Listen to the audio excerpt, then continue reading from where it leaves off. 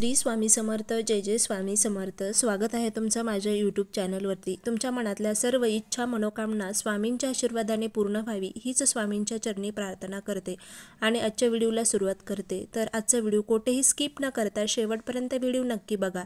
जर तुम्हाला व्हिडिओ आवडला तर व्हिडिओला लाईक शेअर आणि सबस्क्राईब करायला मात्र विसरू नका। तर कामधेनू गाय, सर्वांच्याच देवघरामध्ये कामधेनू गाय आणि वासराची मूर्ती आपल्या देवघरात असणं महत्त्वाचं आहे। कारण जर आपण ही कामधेनू गाय आणि वासराची मूर्ती आपल्या देवघरामध्ये ठेवली तर आपली दारिद्र्य गरिबी नक्कीच दूर होईल।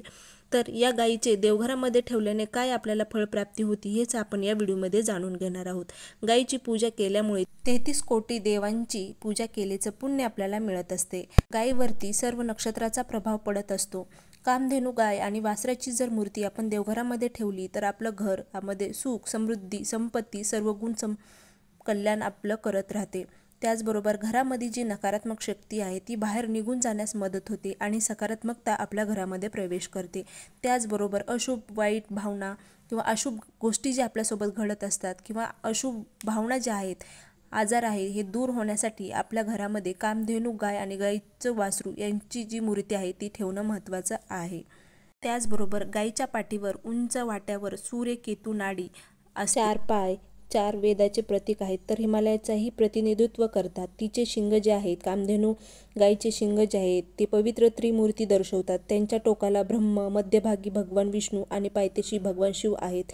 तिच्या डोळ्यात सूर्य आणि चंद्र देखील राहतात। तिच्या खांद्यावर अग्निदेव आणि वायू पवन देव देखील आहेत।